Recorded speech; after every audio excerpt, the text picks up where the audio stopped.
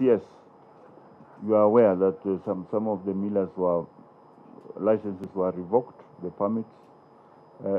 Kenya wants to know, really. A lot of people are interested to know, what is your take? What is your thinking at this stage as a ministry and the government? What will you tell Kenyans? Because there's a lot of panic that there are certain brands of maize meal that have already been put out of the market. Akifika mbele ya kamati ya bunge la kitaifa kuhusu kilimo, Waziri Kiunjuri ameelezea kuwa wizara yake imeweka mikakati kuhakikisha kuwa mazao yanalindwa yakiwa shambani, huku wizara ya biashara na viwanda ikiwa na jukumu la kufuatilia wasagaji unga, sawia na wizara ya afya kufuatilia ili kuona usalama wa chakula umedumishwa. And therefore, everybody must take responsibility at their level. What are the responsibility of the manufacturers, the millers themselves? They must ensure that they buy maize with the right moisture content. They must have a new way of measuring their aflatoxin levels once again, because they're not only buying, they're only buying a fraction from National Cereals and Produce Board. And therefore, who is responsible at that level? Kadhalika, Kiunjuri amesema kuwa wanashirikiana na wizara ya afya, ile ya viwanda na biashara, sawa na mamlaka ya kukadiria ubora wa bidhaa nchini KEBS, huku akiahidi kuwasilisha ripoti mbele ya kamati hiyo kwa muda wa siku 14 zijazo. How the unga got to the stores is another issue. We have to look at it with the public health, with the KEBS and the ministry to look at how, because we also need to know the origin of the maize. Again, we have to look at deep further. Are we talking of the aflatoxin levels now in the flour, in the stores, or you're even looking at background on what has ever happened over the years?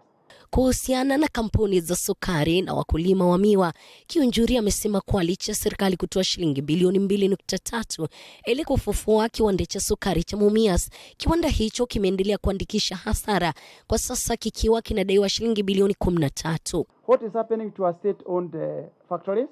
They have all collapsed.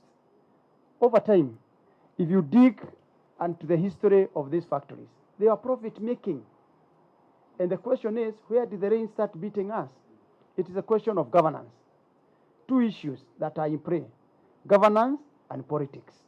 Hata hivyo, Kiunjuri amelaumiwa na wabunge kuhusiana na wakulima wa miwa kutolipwa shilingi bilioni 673 miaka miwili baada ya agizo la rais kuwalipa wakulima wa miwa madeni yao. Sasa Kiunjuri akiwa ameelekeza kidole cha lawama kwa wizara ya fedha kwa kuchelewesha fedha hizo. Once I do my request to the Treasury, that is enough to inform Treasury that we need money. Treasury can only release funds when funds are available. And therefore, it will be very clear that we have done a lot of consultations. We have raised our request through the Exchequer, and Treasury will only release funds when funds are available. Kamati hiyo chini ya mwenyekiti wake Eden Haji anatarajiwa kufanya uchunguzi wake kubaini ukweli kuhusiana na usalama wa chakula anachotumia mwananchi kila uchao. Hali hii ikiwa inaendelea kushuhudiwa, sasa matumaini ya Mkenya yamesalia kwenye kamati ya bunge la kitaifa kuhusu kilimo kuona iwapo inatoa ripoti kuhusiana na usalama wa vyakula ambavyo wanatumia. Elizabeth Machiko, TV47, majengo ya bunge.